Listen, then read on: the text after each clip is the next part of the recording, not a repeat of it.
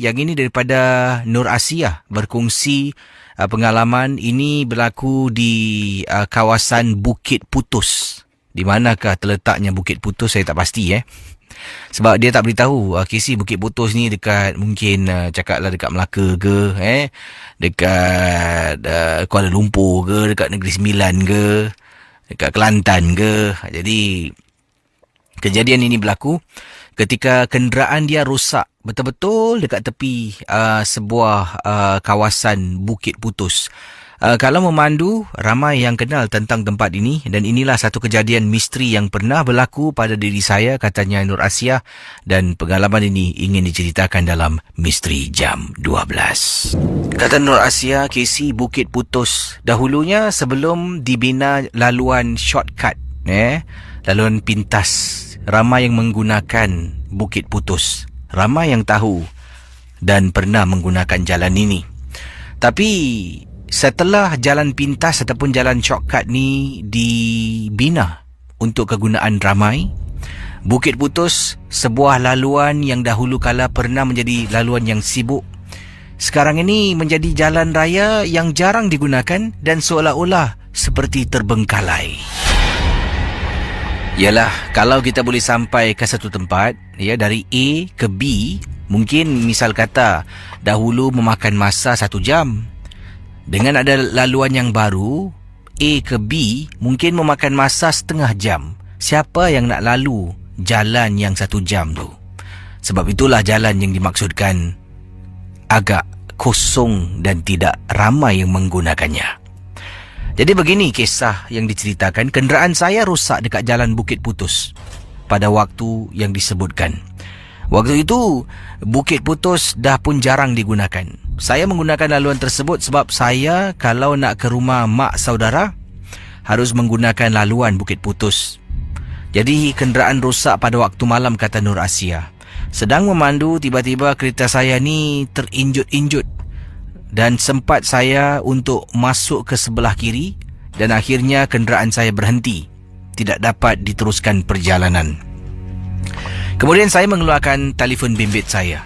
Saya menelefon mak saudara saya dan juga bapa saudara saya memberitahu tentang kenderaan saya yang rosak.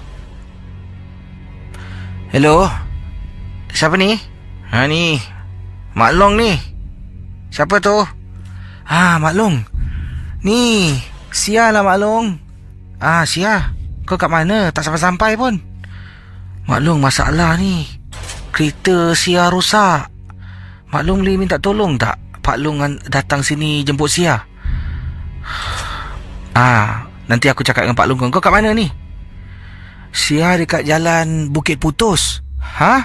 Kau seorang? Ya, Sia seorang dekat Bukit Putus. Sia? Ya Mak Long. Sia jangan keluar dari kereta Sia duduk dalam kereta, tunggu sampai Pak Long datang. Apa berlaku, Sia jangan buka pintu. Jadi pada mulanya saya ingatkan, Mak Long saya ni nasihatkan saya jangan keluar dari kenderaan, duduk dalam kenderaan. Mungkin kerana dia takut ada perompak. Sebab jalan tu memang sunyi. Saya pula seorang diri perempuan. Jadi saya ingatkan Mak Long nasihatkan tu kerana takut ada perompak. Tapi sebenarnya tidak. Mak Long nasihatkan saya sebab jalan Bukit Putus ni berhantu, Casey. Saya pun masuk dalam kenderaan, turunkan tingkap sedikit, kemudian saya kunci pintu dari dalam. Pendengar Misteri Jam 12, ketika saya berada dalam kenderaan, mula rasa seram sejuk menghantui saya sedang saya tunggu kehadiran Pak Long saya. Saya lihat sekitar saya, baru saya sedar, ya Allah, aku ni seorang dekat tempat macam ni. Dah lah malam, gelap, tak ada orang. Saya pun mula tengok handphone, bermain-main dengan telefon bimbit saya. Jadi akhirnya setelah lebih kurang 15 minit, 20 minit saya menantikan kehadiran Pak Long yang belum sampai-sampai, ada orang mengenjut kereta saya. Kereta Myvi yang saya pandu ni memang kecil, Casey. Seolah-olah ada orang menggoncang atau menghenjut kenderaan, sampaikan kenderaan saya ni, kereta saya ni bergegar dengan begitu kuat. Jadi saya pun rasa takut. Saya telefon Mak Long sekali lagi. Hello Mak Long. Sia. Pak Long kau dah sampai? Belum Mak Long. Pak Long dah keluar belum? Oh, Pak Long kau dah keluar dah dari tadi. Mak Long boleh temankan saya tak? Yelah. Mak Long, saya rasa tak sedap hatilah dekat sini. Kan aku dah cakap dengan kau, suruh duduk dalam kereta, jangan keluar. Bukit Putus ni tempat dia keras. Ya Allah Mak Long, kenapa tak cakap tadi? Tadi saya ingatkan Mak Long suruh duduk dalam sebabnya takut ada perompak. Tempat tu perompak pun takut nak kerja, kata Mak Long saya sambil berseluruh nak ajak bergurau dengan saya. Rasa saya ni semakin takut dibuatnya. Casey nak tunggu Pak Long belum sampai-sampai. Kemudian Mak Long saya kata, Sia, kau baca ayat kursi Sia? Baca. Saya pun mula baca. Mak Long pun ikut saya baca dalam telefon. Baca dan baca. Akhirnya Pak Long sampai. Kenderaan ditutup, dikunci rapi. Kemudian saya naik kereta Pak Long saya dan bawa ke rumah Mak Long. Bila berada di rumah Mak Long, saya pun bertanya, Mak Long, tadi tiba-tiba Mak Long suruh saya baca surah Ayatul Kursi. Kenapa Mak Long Bila kau tengah cakap dengan Mak Long dalam telefon, Mak Long dengar ada orang macam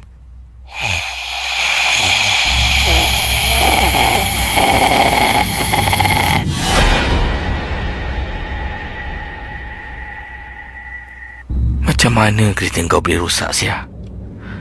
Tapi syukurlah kau dah sampai rumah Mak Long. Itu dia. Terima kasih pada yang sedang mendengar, dan terima kasih juga pada teman kita Muhammad Aizat. Katanya di sini, Casey, Bukit Putus adalah laluan lama Seremban, Kuala Pilah Seremban terletak di Negeri Sembilan. Jalan Bukit Putus memang gelap, lagi-lagi waktu malam, sebab jalan dia melalui lereng-lereng bukit. Sejak jalan baru dibuka, sudah jarang-jarang orang gunakan jalan Bukit Putus. Jalan Bukit Putus keras dan berhantu sebab ramai orang dikatakan buang sesuatu dekat situ. Yang ini kiriman daripada Safura, katanya, Casey, Bukit Putus jangan buat main-main. Saya dengan suami pernah terkena gangguan. Katanya di sini waktu tu memandu, walaupun jalan yang baru dah dibuka, kami menggunakan Bukit Putus. Bila lalu kiri kanan, Casey, banyak liring-liring bukit. Apa yang terjadi, suami saya ni turunkan tingkap nak merokok. Saya pun turunkan sekali lah sebab malas nak hidup bawah asap ni, memang saya tak suka. Sedang suami merokok, tiba-tiba dalam perjalanan tingkap kiri dengan kanan terbuka, macam mana tak boleh masuk rambut hitam tebal berkibaran masuk daripada tingkap saya. Pada mulanya saya ingatkan kain. Saya tolak bila pegang, ya Allah, rambut orang. Saya terpekik, suami pusing tengok saya. Saya hanya pejam mata, ambil tangan kiri dengan kanan tutup mata saya kerana dalam keadaan ketakutan. Jangan main-main, Casey. Kalau Casey nak, cubalah pergi Bukit Putus. Itu laluan memang dah jarang digunakan, tapi memang tempat tu keras. Terima kasih dari Safura. Wow, Bukit Putus ni hot topic hari ni. Jadi mungkin ada yang pernah menggunakan Bukit Putus. seperti yang mana diceritakan oleh teman kita awal tadi. Kalau mungkin ada kisah yang ingin disampaikan, anda boleh hubungi saya di 669-11897. 669-11897. Mungkin ada di antara anda juga mempunyai pengalaman berkaitan dengan Bukit Putus. Mengapa tidak? Tapi sekarang ini daripada Malaysia kita kembali ke Singapura. Pengalaman selanjutnya ini ingin saya sampaikan datangnya daripada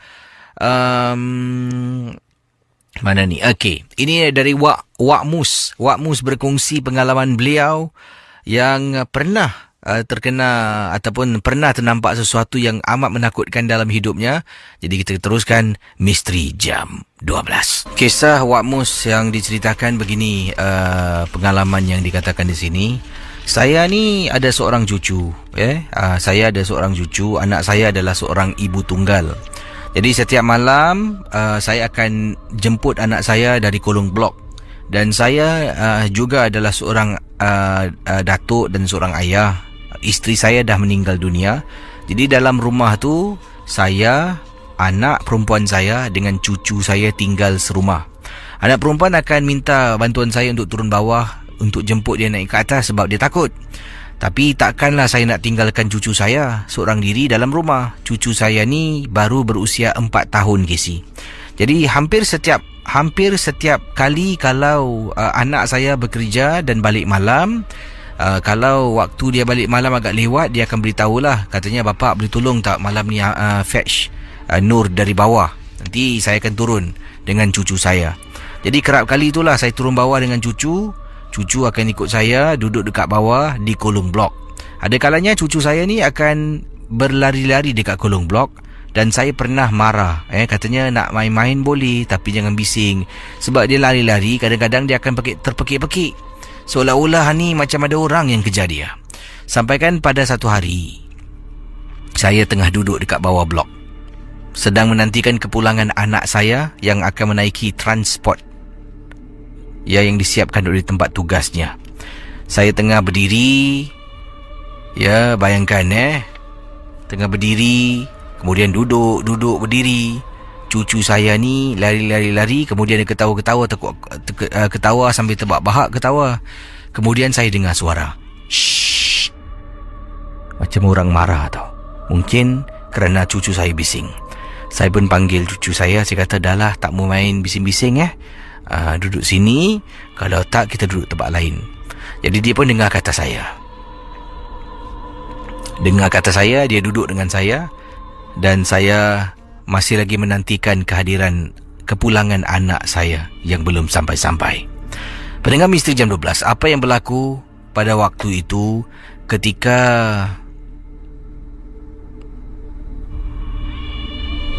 anak saya dah nak dekat sampai, cucu saya ni kelihatan sedang bercakap dengan seorang perempuan. Perempuan ni sedang berada dekat kawasan laluan lari-lari anak, jogging track. Sebab depan rumah saya ada satu tempat untuk anda berlari-lari anak. Jadi saya nampak cucu saya sedang bercakap dengan seseorang dekat track larian tu. Kemudian saya panggil beberapa kali untuk cucu saya datang kepada saya. Cucu saya datang, jemput ibunya dan terus naik ke atas rumah. Pendengar Misteri Jam 12, bila dalam rumah, anak saya ketuk pintu ketika semua dah nak tidur. Katanya, "Bapak, tolong pak, pak tolong pak." "Kenapa?" "Ni Danish tengok." Cucu saya, seluruh tubuh menggeletar. Badannya suhu dah naik. Walaupun tak pegang termometer, hanya dengan pegang bahagian tengkuk, leher dan dahi, saya dapat rasakan suhu badan cucu saya meningkat naik. Kemudian yang paling menakutkan apabila anak saya kata, Bapak dengar pak, Bapak dengar apa dia cakap?" "Saya takutlah pak, Bapak dengar."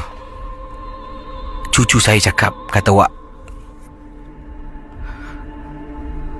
Takut dengan anti.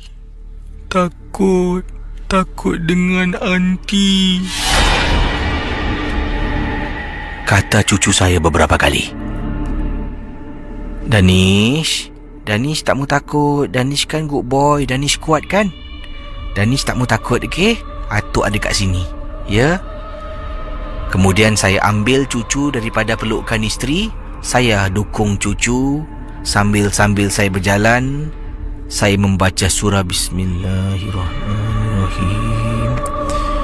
Saya baca surah. Cucu saya dalam masih berbisik, Takut dengan nanti. Takut dengan nanti. Danish, mana ada hanti? Dekat dalam rumah ni cuma ada ibu dengan atuk. Danish nak kena kuat tau. Kemudian saya tergerak hati. Bila anak saya masuk dalam bilik nak ambil sesuatu, saya pun dukung, di mana badannya saya kedepankan depan saya. Saya pegang, saya tanya, Danish boleh tunjuk atuk? Aunty tu dekat mana? Dalam rumah ke luar rumah? Saya nak letakkan dia dekat atas lantai supaya dia dapat tunjukkan saya, tapi dia enggan. Dia tak nak turun. Dia cuma tunjuk dekat depan, dalam bilik anak saya. Danish, aunty tu dekat mana dalam 12? Saudara pendengar Misteri Jam 12, ini ada beberapa komen tentang Bukit Putus. Ini daripada Encik Jalil. Katanya, saya pernah menggunakan laluan Bukit Putus dan sedang memandu bersama dengan isteri, sedang memandu dengan 2 orang anak dalam satu kenderaan. Kejadian berlaku bukan waktu malam tetapi waktu petang, sekitar waktu asar. Laluan tu memang tak banyak lagi gunakan dekat kawasan yang dikatakan Bukit Putus sebab ada jalan yang lain. Jadi saya ni pun dah lama tidak menggunakan laluan Bukit Putus. Saya cuba menggunakan laluan Bukit Putus tengah memandu waktu petang-petang hari. Isteri saya tidur bangun, anak saya dua-dua dekat belakang dah masuk alam mimpi sejak awal tadi. Jadi apa yang terjadi, sedang saya memandu kenderaan saya rasa macam kereta saya ni agak berat sedikit, seperti tersangkut pada sesuatu ataupun terkena pada sesuatu. Dan saya cuba periksa dan dipendekkan cerita, pada mulanya memang tak dapat kesan apakah punca kenderaan tidak bergerak-gerak ataupun bukan tidak bergerak-gerak, malah kenderaannya sukar untuk bergerak, macam berat lah, kata teman kita. Jadi akhirnya bila saya dah habis melepasi kawasan yang mungkin ada sejarah hitam, saya dapati bahagian belakang kereta saya ni seolah-olah ada macam cap tangan orang yang tekan kenderaan saya. Jadi dia tak boleh bergerak, ataupun boleh bergerak tapi dengan perlahan sangat-sangat. Walhal memang tidak ada sesiapa di tempat belakang yang saya sedang memandu agak laju pada petang yang disebutkan. Itulah pengalamannya. Terima kasih. Jadi mungkin ada juga yang pernah berkongsi peristiwa yang menakutkan. Yang ini kiriman daripada Abdul Latif. Katanya beliau juga pernah terlibat dalam satu kemalangan. KC Bukit Putus ni adalah sebuah laluan yang banyak bengkang-bengkok, yang banyak seliko lah erti kata lain.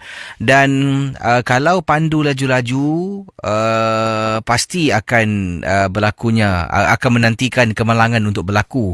Jadi kejadian ini berlaku apabila saya sedang memandu di Bukit Putus. Apabila dalam keadaan saya pandu tu, pada saya tak laju, saya pun tidak memecut. Cuma oleh kerana selikonya terlampau tajam dan mendadak, saya hampir-hampir terbabas dan hampir-hampir terkena bahagian tepi jalan. Mujurlah saya dapat hentikan kenderaan saya.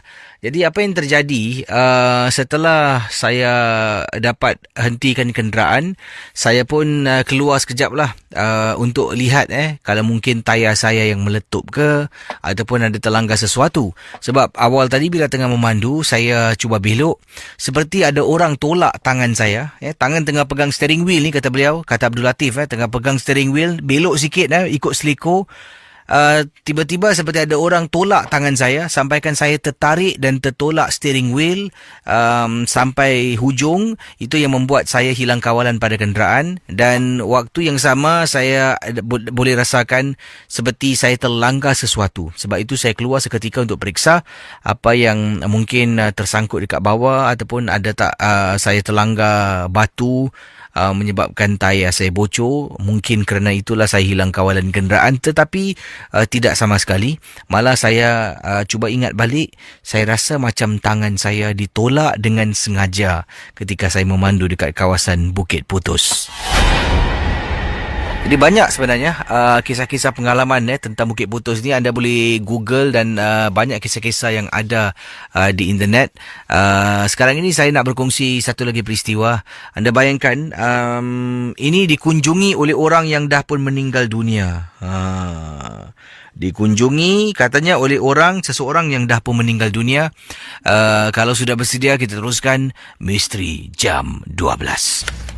Baik saudara pendengar Misteri Jam 12, berikut ini kisah yang ingin saya bacakan datang daripada Su yang ketengahkan satu peristiwa. Ini berkenaan dengan makcik beliau yang dah pun meninggal dunia. Kata Su, beberapa hari selepas makcik meninggal dunia, dia terkena gangguan yang mana seolah-olah arwah datang dan berada dekat tingkap bilik yang nak masuk ke dalam rumah. Kejadian ini terjadi pada saya. Saya adalah orang yang terkena gangguan yang mana seolah-olah seperti makcik, arwah makcik yang dah pergi, dah dikebumikan, berada dekat tingkap bilik saya nak masuk dalam rumah. Sebenarnya saya antara mereka yang terjejas kerana saya ni terlampau rapat dengan makcik saya. Sejak makcik saya terkena sakit bara, saya ni yang paling rapat. Makcik saya ni tidak mempunyai anak, jadi saya ni seolah-olah macam dianggap macam anak sendiri. Pendengar Misteri Jam 12, Su berkongsi pengalaman ketika makcik saya dalam keadaan tenat. Saya sedih sangat-sangat, sampaikan saya tak dapat mengawal perasaan dan emosi saya apabila makcik saya mengembuskan nafas yang terakhir di sebuah hospital di Singapura. Saya menangis terisak-isak tak henti-henti. Pemergian makcik adalah satu perkara yang paling sedih dalam hidup saya. Malah bila saya pulang, saya sendiri tidak dapat menahan sebab dan dipendekkan cerita, itulah bila saya balik ke rumah, ketika saya berada dalam bilik, saya dapati seolah-olah makcik saya datang menziarah saya yang sedang dalam keadaan kesedihan. Jadi saya tengah duduk dekat atas katil pada waktu itulah. Jadi beliau ni langsung saya langsung tidak ada perasaan takut. Malah kesedihan menyelubungi saya. Saya sedang duduk di atas katil, tutup pintu bilik, saya tak nak berbual dengan sesiapa, tak nak bercakap, tak nak berborak-borak, tak nak orang layan dan tanya saya khabar. Saya tutup pintu bilik, buat hal sendiri dalam bilik saya. Terkenangkan pengalaman manis bersama dengan arwah makcik. Jadi pendengar Misteri Jam 12, apabila tengah duduk dekat katil dalam bilik, tiba-tiba saya dengar dengan jelas, ini datang daripada tingkap bilik rumah saya.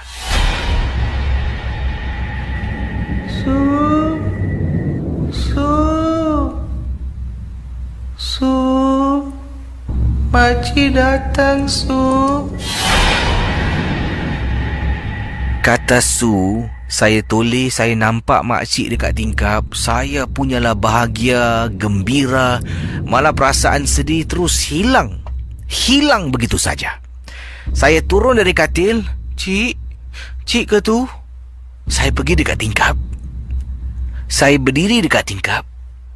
Saya berbual dengan makcik, arwah makcik yang dah meninggal. Cik, kenapa cik tinggalkan Su? Cik jangan tinggalkan Su lah, cik datang sini. Sampaikan pendengar Misteri Jam 12. Perbualan saya dengan makcik saya kononnya dekat tingkap bilik didengari oleh bapa saya. Bapa saya ketuk pintu. So, buka pintu, So. So. Bapa buka pintu, saya kelam kabut lari naik atas katil. So, tadi Su cakap dengan siapa? Cakap dengan bapak. Su nak pakai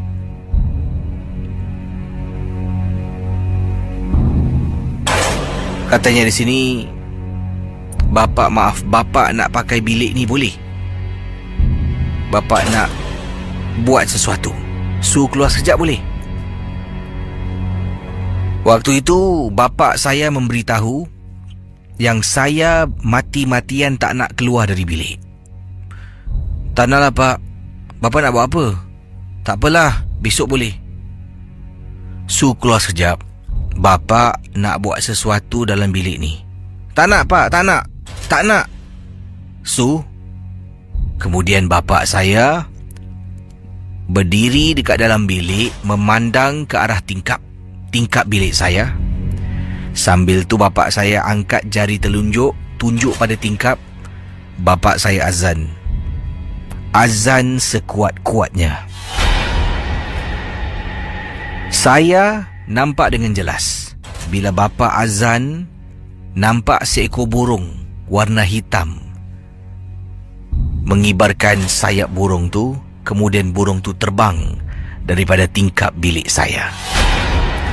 Untuk beberapa malam, saya ingatkan makcik saya benar-benar datang untuk ziarah saya. Dan untuk beberapa malam itulah saya seringkali dimarah oleh bapa saya dan akhirnya keadaan dapat ditenangkan. Casey, saya terlampau sedih sampaikan saya tak ada perasaan takut. Saya hanya ingin makcik saya kembali bersama dengan saya. Okey, ini berkenaan kisah yang saya terima. Ini datang daripada Encik Adnan. Katanya, Assalamualaikum Casey. Waalaikumsalam. Saya tertarik dengan kisah yang Casey kongsi tentang Bukit Putus dan saya pernah juga ada satu pengalaman di Bukit Putus. Bukit Putus ini memang kiri kanan dengan hutan dan pokok-pokok yang pohon-pohon yang tinggi dan tebal, dan juga ada kawasan lurah bukit dan juga ada kawasan bukit-bukit. Kalau waktu malam memang gelap, situ tidak ada lampu jalan, dan Bukit Putus ni banyak jalan yang bengkok-bengkok ataupun banyak seliko-seliko. Kena memandu di sana dengan hati-hati. Dekat satu sudut ni, Casey, di Bukit Putus, nanti ada tempat kelompok monyet-monyet suka berkumpul. Dan monyet-monyet liar ni akan berkumpul di tepi jalan. Nanti dinantikan sajalah sesiapa yang memandu, mungkin dia akan mereka yang tahu tentang kehadiran monyet ni akan campak makanan, macam-macam benda lah. Makanan dia akan campak, kacang, roti. Dan ini kejadian berlaku waktu tu sekitar jam 7 lebih malam. Saya menggunakan laluan Bukit Putus. Bukan nak dibuat cerita, tetapi inilah pengalaman yang benar-benar berlaku kepada diri saya. Bila dekat satu seliko ni, katanya di tepi seliko ni ada kawasan agak ada ruang yang mana ruang ni banyak monyet-monyet. Pada waktu itu, waktu senja nak dekat maghrib tu, berkumpul dekat atas ruang kecil di seliko yang saya nak belok ni. Dan apa yang terjadi, monyet ni berkumpul begitu banyak. Apabila saya perlahankan kenderaan, saya dah keluarkan standby roti tau. Jadi roti tu saya campak. Bila saya campak roti, tiba-tiba tersalah campak. Tengah memandu ni tersalah campak, roti tu tercampak dekat depan. Nak tak nak saya kena tekan brake. Sebabnya monyet-monyet semua dah lari depan kenderaan makan roti yang saya campak. Satu pack saya campak. Jadi saya kena tekan brake dan cuba elak perlahan-lahan. Apabila monyet tu bergerak beramai-ramai untuk makan roti yang saya tercampak di hadapan, saya baru perasan dekat betul-betul antara tengah-tengah monyet yang berkumpul ramai-ramai banyak-banyak tu, bila monyet tu bergerak, saya nampak ada seorang perempuan sedang dalam keadaan menyangkung. Bayangkan pendengar Ria 897 FM, saya mula-mula tak perasan sangat. Apabila saya toleh nak tengok tempat yang sama, saya nampak susuk tubuh seperti seorang perempuan dalam keadaan menyangkung. Selepas kejadian malam tu, saya dah tak nak lagi campak makanan nak kasih monyet makan. Kalau lalu dekat kawasan tu pun, saya akan lalu pada petang-petang hari, tak nak gunakan pada waktu malam. Terima kasih. Itu dia kisah tentang Bukit Kepong. Jadi, terima kasih kepada anda semua. Bukit Kepong pula, Bukit Putus. Bukit Kepong lain terima kasih pada anda semua. Kisah Bukit Putus yang telah pun dikongsi oleh teman kita awal tadi. Jadi banyak pengalaman Okey saudara, saya harap yang ingin hubungi saya, kita ke udara ada yang tadi telefon katanya Casey tak nak on air, boleh tak? Macam mana sebabnya kalau anda ceritakan saya off air 20 minit kisah anda 20 minit orang kena tunggu. Harap maklum dan harap sama-sama dapat kita berikan kerjasama. 669-11897. Hello, selamat pagi. Hello, selamat pagi. Siapa bercakap tu? Saya Roy sini. Roy, panggilan dari mana Roy? Saya sedang memandu di Dan pengalaman yang nak dikongsi sama tentang apa ni?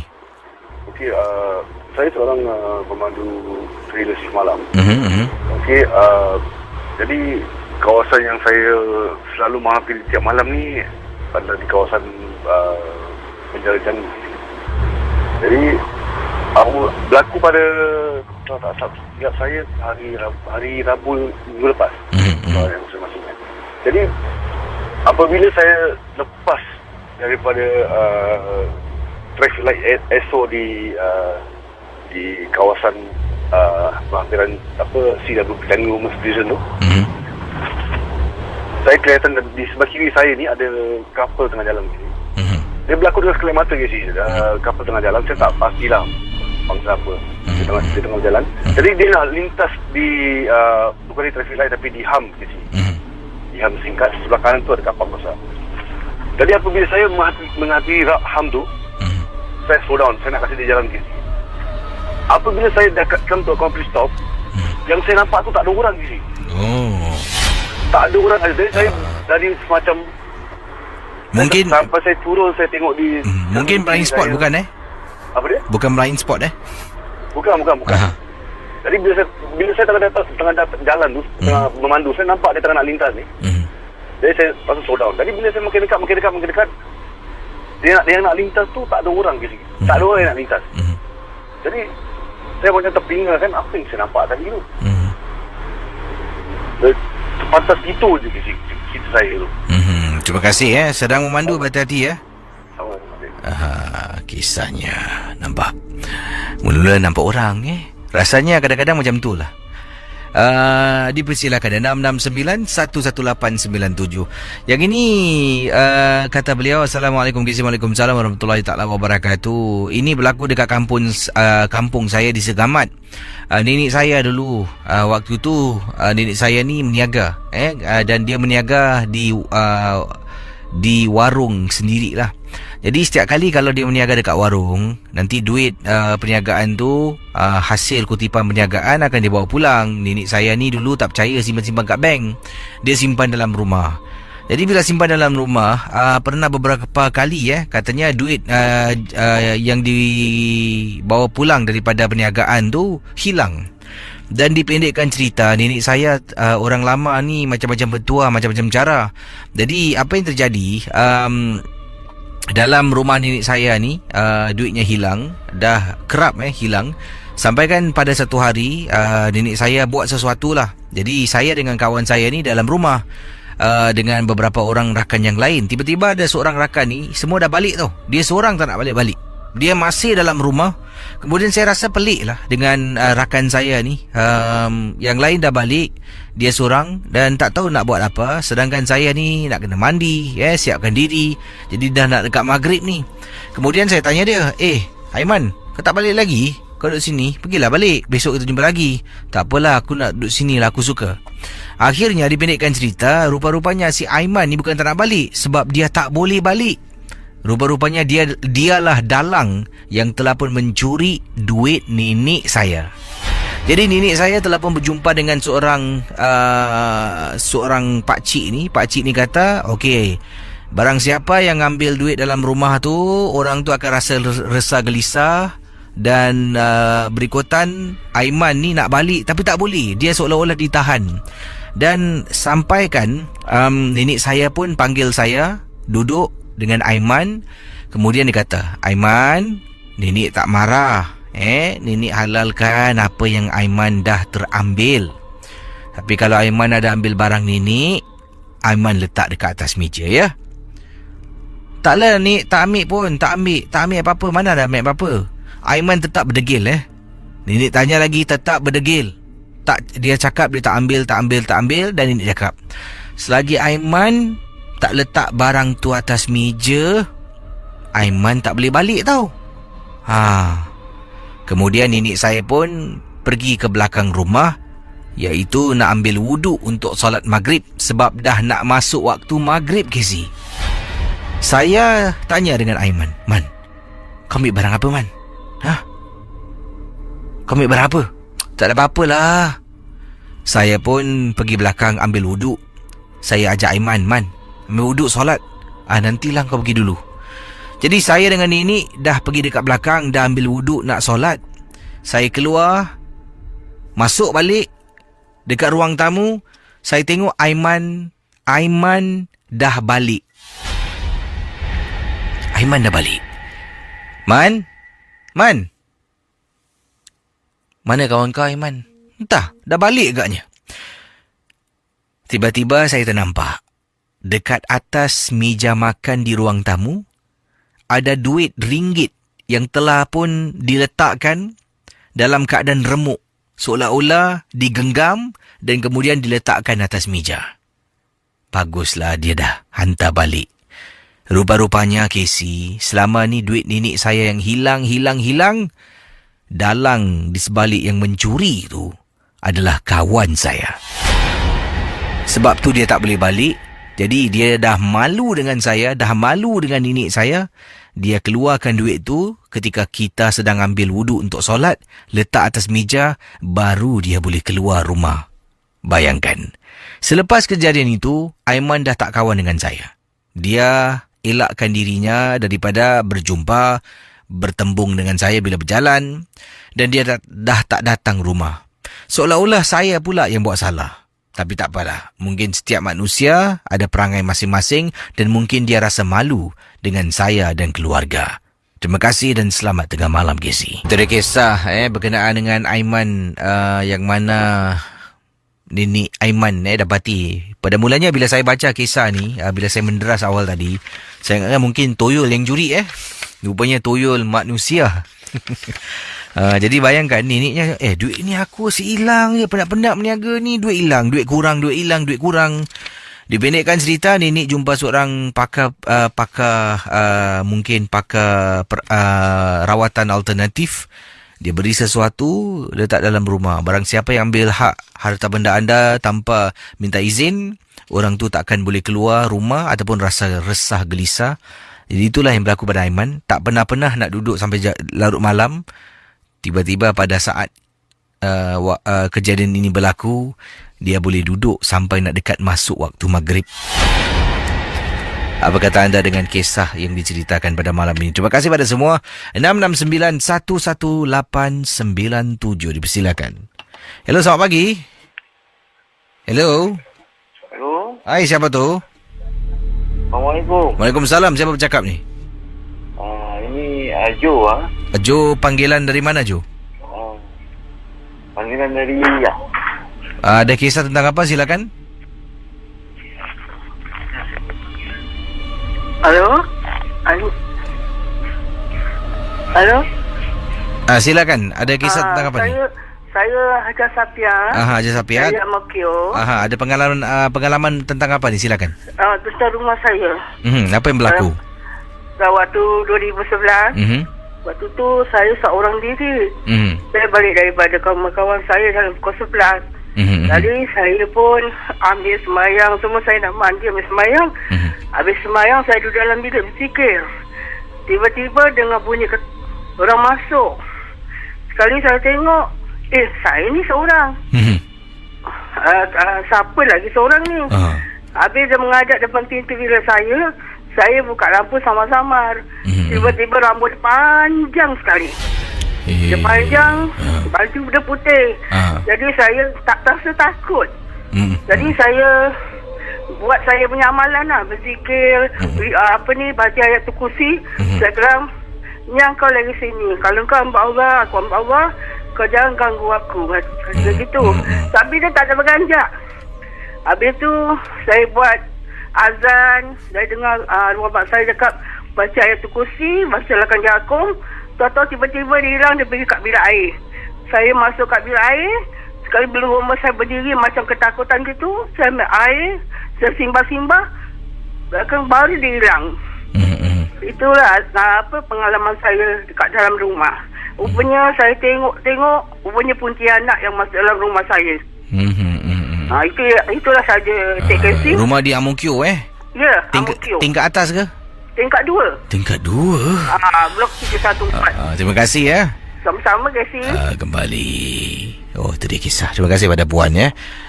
Silakan 669-11897. Selamat pagi pada semua yang sedang mendengar, yang berada di Facebook Ria juga terima kasih.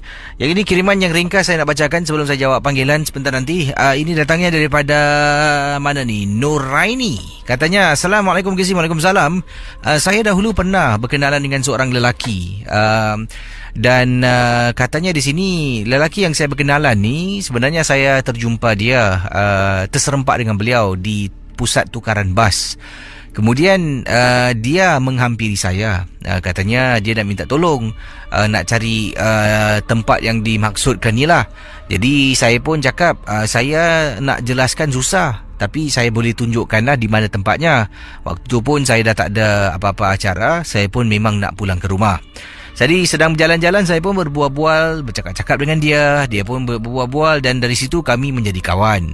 Dan apa yang terjadi satu hari itu bila dia ajak jumpa lah katanya, nak jumpa, nak keluar sebagai seorang kawan. Saya pun kata okey lah, jumpa dekat mana. Jadi dia pun buat temu janji. Ingat lagi waktu itu nak jumpa di Tampines Mall. Jadi saya pun tunggu dekat Tampines Mall. Janjinya pukul 8.30. Kemudian dah masuk pukul 9. Kemudian dah masuk pukul 9.30. Tak sampai-sampai ni. Saya pun cuba hubungi beliau beberapa kali tetapi tak dapat. Dan apa yang berlaku, keesokan harinya saya pun harinya saya hubungi beliau sebab dah tak jumpa lagi. Saya telefon tak dapat. Dia seolah-olah tak nak jawab panggilan saya. Dan dipendekkan cerita, akhirnya saya bila nak pulang tu daripada Tampines Mall nak pergi rumah saya boleh naik bas yang akan pusing jauh ataupun saya boleh jalan kaki. Jadi bila jalan kaki saya kena jalan dekat kolong-kolong blok. Alangkah terperanjatnya apabila saya ternampak kawan baru saya tu dekat kolong blok. Jadi saya pun tegur dia, saya kata, tadi telefon janji kata nak turun, tak turun. Kemudian dia kata sorry ya, minta maaf lah, ada masalah, ada problem. Okey lah. Jadi saya dapat lihat wajahnya macam seolah-olah tak cukup tidur, macam penat, rambutnya kusut masai. Saya pun kata padanya, kalau awak ada masalah ke, nak perlukan seseorang untuk bercakap, beritahu saya lah. Kalau saya boleh tolong, saya tolong. Kalau saya boleh dengar, saya sudi mendengarnya. Jadi dia kata okey lah, nanti dia akan cuba hubungi. Saya pun jalan beberapa tapak ke depan, saya toleh belakang. Dan kemudian dia sedang duduk. Apa yang berlaku dekat saya bila saya pusing belakang ni, saya ternampak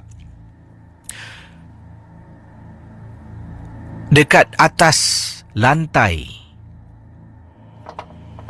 Dia tengah duduk di bangku. Saya nampak dekat atas lantai, seolah-olah macam ada susuk tubuh manusia sedang berpeluk pada kakinya. Pada mulanya saya ingatkan orang. Bila saya toleh, saya ternampak, saya tenung dan renung, macam ada sesuatu yang tak kena. Seolah-olah ada makhluk ataupun benda halus sedang berpaut pada kaki lelaki ini. Saya sendiri takut nak berkawan dengan dia. Saya sendiri yang hilangkan diri dan tak nak lagi hubungi beliau. Sampai sekarang saya tak tahu apa jadi dengan dia. Itulah pengalaman saya. Terima kasih. Hello, selamat pagi. Halo, Keseh, apa khabar? Assalamualaikum. Waalaikumsalam, ya. Ya, Pak Radin. Silakan. Ya. Pak Radin percaya tak? Ini orang kalau cakap nanti orangnya aku buat cerita. Tapi Keseh percaya tak?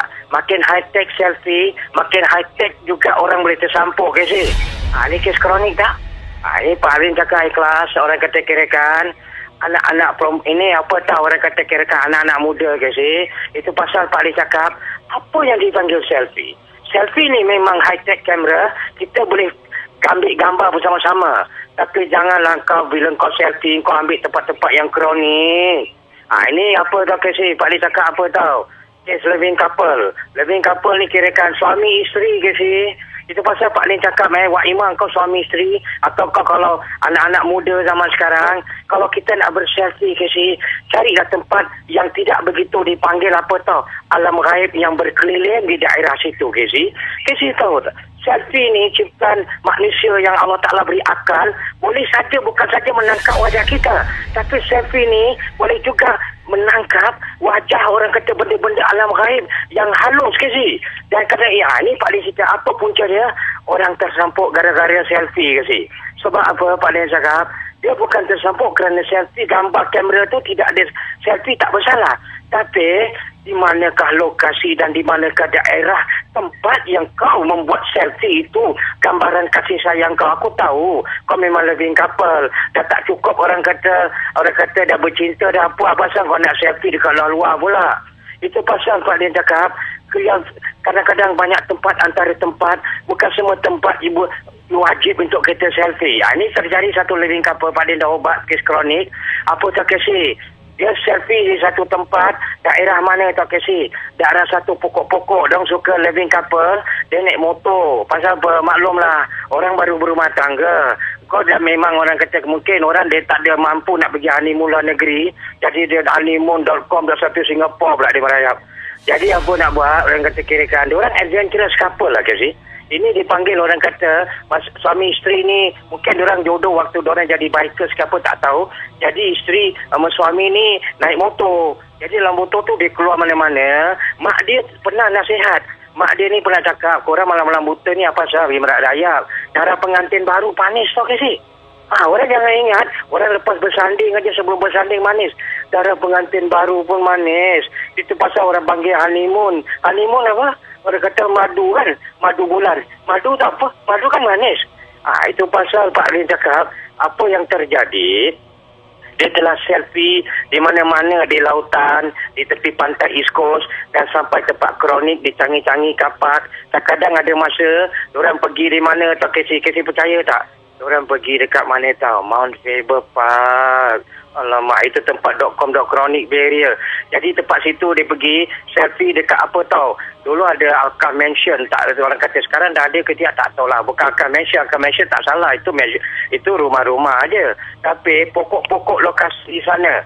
Dan orang terkena apa tak kasi, dong selfie satu tempat, lagi paling kronik haupabila.com yang ada benda-benda yang kan ada benda-benda macam-macam idols yang gini, jadi pokok-pokok besar. Jadi orang pergi kat situ, orang ambil gambar dan dia apa tahu, dia selfie. Dalam dia selfie di antara banyak tempat-tempat, di situlah terjadinya alam gaib. Tanpa disedar, dia kau selfie dua-dua sebagai living couple, rupanya alam gaib kau selfie tak masuk dekat kamera. Dia orang kata masuk dekat apa tak kasi, masuk dekat badan perempuan kasi, isteri dia.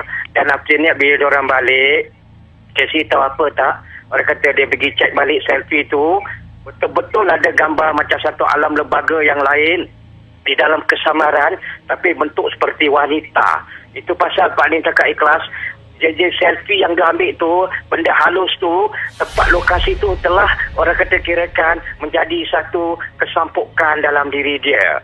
Dan akhirnya kau bawa selfie pergi mana-mana, rupanya kau dari living couple, ada couple unsynchronous force pula yang telah hadir mengikut kau melalui selfie kau. Bukan kerana kau selfie, dia selfie ke si, macam dia berpeluk dua. Orang selfie kan taruh tengok muka sebelah-sebelah, pipi-pipi lah, .com macam-macam cara kan.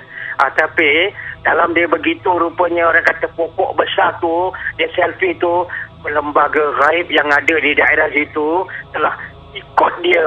Orang kata, dan kerana apa, when you take a camera ke situ, pasal jangan ambil, kepala tak nasihat orang walaupun kita selfie ke tak selfie, jangan ambil kamera malam pokok-pokok ke si. Sebab in every living thing, there's a spirit that live in. Orang banyak tak tahu. Itu pasal the spirit ni apa? Not only the dead spirit, the unseen force, chronic spirit, pokok-pokok, penjaga banyak tau. Kasi ingat apa? Jin ada dekat ini, ada dekat rumah ke, dekat mana-mana, dekat pokok-pokok pun jin suka hinggap. Pokok-pokok kan diorang beli rumah juga. Diorang pun nak jin pun tak ada .com juga, tak ada rumah. Kadang-kadang nak berteduh malam-malam buta ke apa. Nak jadi Superman terbang ke apa. Itu pasal Pak Lin cakap, pokok lembaga yang ada kat jin tu, yang diorang selfie tu telah macam ibarat apa tak kisi. Kalau kita selfie kan ada yang selfie kamera tak ada bunyi light kan, tapi ada kan yang lampu berkelip gitu kan. Jadi kelipan lampu tu yang begitu cahaya telah orang kata memeranjatkan lembaga di situ dan telah mengikut orang kata kirakan dia balik melalui orang kata kirakan selfie tu. Jadi apa tahu, dah jadi satu magnetic power. Macam selfie tu telah menjadi satu tarikan besi sembrani like macam magnetic force yang akan mengejutkan lembaga tu, dan lembaga tu terus masuk bukan dekat kamera, masuk dekat dalam perempuan tu. Alamak, kisahnya hanya betul lah. Pasal kau bawa bini kau kat sana, bawa lah bini kau kat masjid ke apa, atau bawa lah bini kau orang kata dekat apa tu mana-mana restoran ke Zamzam Victory makan martabak ke apa. Jadi apa nak buat, dia balik orang kata dah lah orang kata baru living couple, baru berumah tangga, dan akhirnya apa tak kasi terjadilah alam histeria gara-gara selfie di alam-alam yang tak menentu, di pokok-pokok yang natural. Because why? Ini couple ni apa tahu, dia orang ada self natural beauty lah. Diorang suka pada alam semula jati. Kan ada orang suka natural beauty dan looking at alam semula jadi, dan akhirnya bila dia balik, bini dia dah dalam keadaan macam gelisah, panas, dan dalam keadaan apa tahu badan dia rasa bisa. Tanda-tanda simptom benda tersampuk kisi, dia akan membahangkan kalau apa tahu the Fahrenheit of kita pe body kisi. Suasana iklim badan kita tak akan dapat boleh menerima alam gaib kisi. Sebab alam gaib ni diorang kan dijadikan dari api. Kan diorang apabila masuk dalam badan kita, jadilah temperature body tu jadi climax tu melawan kita punya body system hormones kita. Dan akhirnya dia tersampuk dan dia cakap apa tau bang, lepas kita selfie kat sini kenapa bang, badan saya sakit bang, macam satu macam meme yang tak tentu pasal. Kau tengok, kau bawa anak bini, kau bawa isteri kau tu, orang kata kat sana kerana kau selfie kau tu benda amsin pos dan merayap kat badan dia jadi miang siang malam. Orang kata menggatal sana menggatal sini tau kesi. Macam kesian kesi tu apa tak payah cakap paling datang bini dia menggaruk lah. Orang kata baru badan garuk gini, mak apa ni mak, sampai dah keluar alergik ke si. Nampak? Jadi dia ingat dia makan apa-apa something. Dia kata jangan you pergi ni tak. Tak pergi doktor tak. Tak ada lah bang, yang mana dia makan. Ini memang alergik tu sotong. Ada orang tak boleh makan sotong kan. Kadang-kadang badan dia alergik. Yang mana dia makan apa-apa. Dan rupanya inilah simptom-simptom alam gaib tersampuk. Dan dia cakap tak apalah orang kata kirakan. Jadi dia pergi neighbor dia. Nasib baik tu neighbor ni ada tukang ubat juga ke si. Tapi mungkin jodoh neighbor tu cakap apa, saya tak pakar dalam perjalanan ni, saya boleh ubat. Tapi dia dirokiahkan dia gini. Kisi tahu tak, apabila kita mengubat orang kita rukiah, tapi kalau kita tadi ilmiah nak menghalaukan dia, kita berhenti rukiah, kita balik, boleh asin force tu datang ke si. Itu pasal bagi seorang pakar, kita berkongsi bukan apa nak anggap ke apa Balik cakap, apabila kita rukiah, di manakah alam halus tu pergi? Where does it go? Dia bukan, kadang-kadang alam halus dia ada kepala batu, bedok.com, nonsense. Dia dah keluar sekejap sebab dia panas dengan baca rukiah lah tak tu, dia takut, dia lari. Lepas tu ada masa dia boleh sembunyi dekat tingkap banyak. Orang balik, dia masuk balik ke si. Ini case.com, alam gaib yang kronik, yang degil juga. Dia main hide and seek pula. Dan akhirnya, orang kata kirakan lepas dia berobat, perempuan tu sakit balik dan bahang dan dah mula sejak orang kata mengenyam sana sini, macam garuk, orang kata dah scratching, ada macam orang histeria. Ada juga histeria kesi akan membuatkan badan rasa gelisah. Bukan badan itu macam gatal, tidak. Macam rasa gelisah, jadi itchy, body pain kan macam kita terkerik sana terkerik sini, tergaruk-garuk kan. Kasihan tu Pak Din datang, Pak Din cakap, Pak Din cakap, apa pasal kau dia jadi macam sini, termiang sana, miang sini, tergaruk-garuk. Dia kata tak tahu lah Pak Din, dia tarik rambut dia geli-geli kat leher dekat apa tahu leher. Dan Pak Din cakap dengan dia, apa pasal? Dia kata tak ada, lepas saya pergi dekat dengan ini selfie dekat satu tempat tu lah, dekat daerah sana.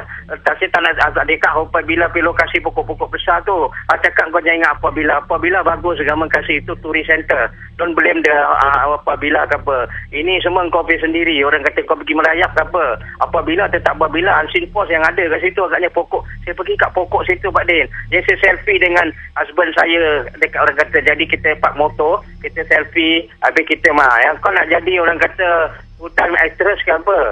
Akhirnya kau tengok kau dah jadi apa, dah jadi kau selfie. Akhirnya kau tahu pada masa suami dia nasihatkan, apa asal kau selfie kan pergi mana-mana tempat. Kau tahu akhirnya apa terjadi? Kau tengok kau bikin bini kau dah jadi mengenyam, tak pasal sana sini tergaruk-garuk. Apa pasal? Orang kata, Pak Din cakap dah lah Pak Din. Aku cakap aku kan meliti. Kadang-kadang aku tengok korang budak muda ni pun kes kronik juga. Dah jatuh cinta, dah berkahwin, dah nikah, duduk rumah selah lah. Dan diam atau pergi mana-mana je restoran. Buat apa nak pergi selfie. Akhirnya Pak Din cakap sudah Pak Din. Dia makin trauma. Terjadilah histeria dan dia pingsan ke sih. Pingsan dalam keadaan tak sadar. Jadi Pak Din buat susah. Itulah. I pull the thing out melalui cara ilmiah Pak Din tak nak sebut.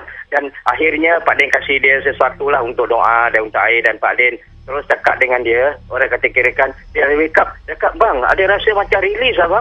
Orang kata sekali Pak Din cakap mana selfie kau. Ni dia pokok dia. Betul-betul Pak Din bila Pak Din tengok gambar yang di selfie tu. Pokok tu ada benda shadow yang begitu agak antara hitam dengan putih tau. Maknanya alam kronik tu dah masuk kat rumah dekat badan dia.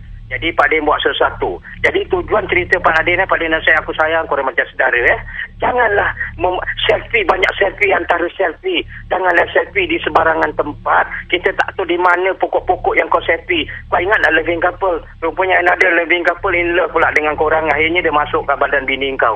Nasib baik dan selamat. Itu sajalah. Assalamualaikum. Waalaikumsalam warahmatullahi ta'ala wabarakatuh. Terima kasih kepada Pak Radin.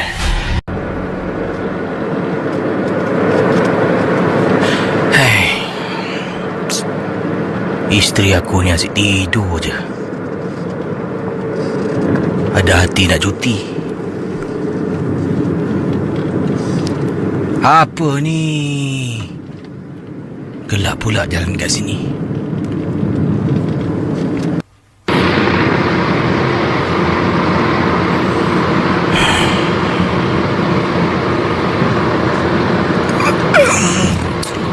Abang, kita kat mana ni? Ini ni dekat Karak. Lagi sejam sampailah. Awak ni tidur je. Kata nak teman saya. Saya pun ngantuk tau. Pakal je lah awak tak boleh mandu. Kalau tak, awak pandu saya tidur. Alah bang, saya penat lah bang. Okey, saya bangun temankan abang jangan tidur.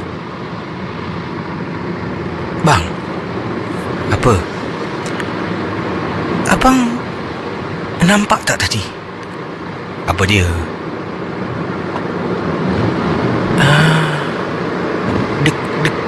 Dekat belakang tadi, tepi jalan bang,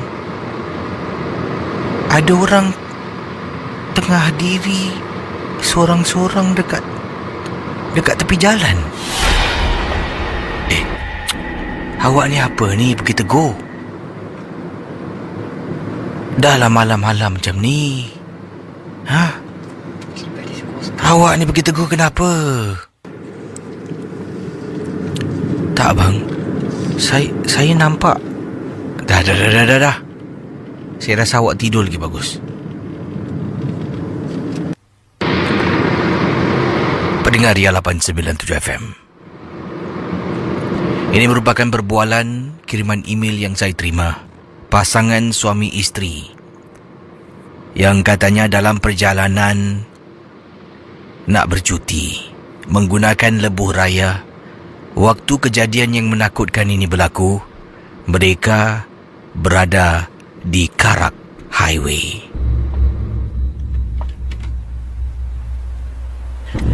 Jadi pada mulanya, kata Suhaimi, isteri saya janji dia nak temankan saya dalam perjalanan ketika kita pergi bercuti. Apa yang terjadi pada malam ini maksudkan? Dalam perjalanan isteri saya terlelap. Tinggal saya seorang diri yang juga rasa mengantuk dan penat. Tapi tetap teruskan perjalanan. Pandu pun tak laju. Saya ikut lorong kiri. Dalam perjalanan isteri saya terbangun dari tidur. Saya pun menegur. Saya kata awak ni kata nak temankan saya, awak yang tidur. Dan bila isteri saya memilih untuk bangun dan terus temankan saya selepas dia tidur, isteri saya ternampak satu di tepi jalan yang saya tak dapat lihat. Isteri saya katanya ternampak ada susuk tubuh seorang wanita sedang berdiri di tepi lebuh raya Karak pada malam yang disebutkan. Casey, Kalau ikut akal fikiran manusia, buat apa dia di tepi jalan? Situ memang tak ada kenderaan akan berhenti kecuali kenderaan tu rosak. Isteri dah menegur, saya marah. Dan diteruskan kisah. Dalam perjalanan, setelah saya marah isteri saya pun kembali baring, di mana tempat duduk sandah tu dikebelakangkan dan badannya miring, pusing ke sebelah kiri, seolah-olah merajuk dengan saya sebab saya menegur dia. Dia menegur sesuatu yang dia ternampak awal tadi. Pandu punya pandu. Jadi, apa yang berlaku? Isteri saya ni bercakap dengan saya, tapi dia tengok kiri, saya tak dapat lihat wajahnya. Berbual. Lagi lama ke? Nak dekat ni lagi sejam begitu sampailah. Awak pergilah rehat. Awak tidur sudah. Tak apa, saya boleh tahan. Kemudian isteri saya cakap lagi. Saya penat lah. Yalah, sebab tu saya suruh awak tidur. Awak tidurlah.